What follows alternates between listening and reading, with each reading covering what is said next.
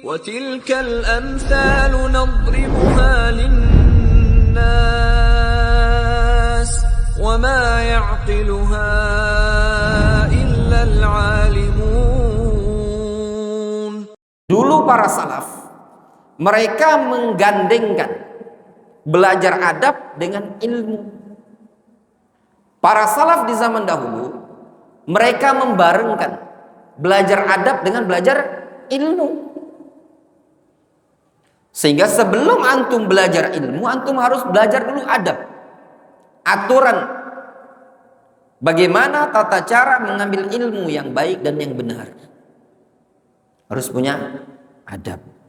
Qala Ibnu Sirin rahimahullah. Berkata Ibnu Sirin, yaitu Muhammad Ibnu Sirin rahimahullah taala. Beliau mengatakan, "Kanu yata'allamuna al-hadiya kama yata'allamuna al-ilma." Dulu mereka salaf, sahabat, mempelajari al-hadi, mempelajari tata krama, adab, sebagaimana mereka mempelajari ilmu. Itu salaf. Salaf mempelajari tata krama, mempelajari adab, mempelajari sopan santun, sebagaimana mereka mempelajari ilmu. Sehingga adab itu sangatlah penting. Ada adab terhadap kibar, ada adab terhadap orang yang di bawah.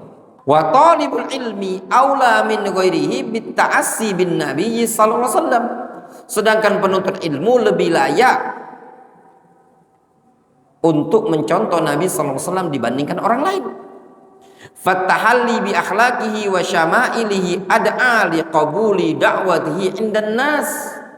Maka tatkala seorang penuntut ilmu berhias, tahalli maknanya berhias, dengan akhlak-akhlak Rasul, dengan perangai-perangai Rasul, maka yang demikian itu ad'a, lebih menuntut, lebih mendorong untuk diterima dakwanya di tengah-tengah umat manusia. Ya ikhwan, poin adab ini paling penting. Ya, fata'thiru 'alal akharin bi adabihi wa samtihi wa ibadatihi wa fadailihi syatru ma yantafi'un nasu bihi. Sehingga pengaruh dia terhadap orang lain dengan menggunakan adab, menggunakan tata krama, menggunakan ibadah, menggunakan keistimewaan-keistimewaan yang ada, itu merupakan separuh dari sesuatu yang sudah bisa diambil manfaat oleh manusia. Maksudnya gini, antum bisa mempengaruhi orang lain ya, dengan adab, dengan perangai, dengan ibadahnya antum, itu sudah bisa separuh, 50% sudah bisa mempengaruhi orang lain. Tanpa antum ngomong, tanpa antum harus berbicara, dengan sopan santun, dengan adab, dengan tata krama, itu antum bisa mempengaruhi orang lain. Kejujuran, bagusnya dalam berucap, sopan santun dan yang lainnya, bagus dalam muamalah, itu sudah mempunyai pengaruh terhadap orang lain.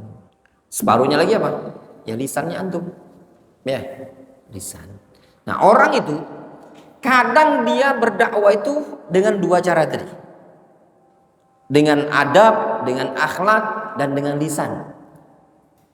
Kadang ada yang dia dakwahnya dengan adab dan akhlak saja, dengan perbuatan.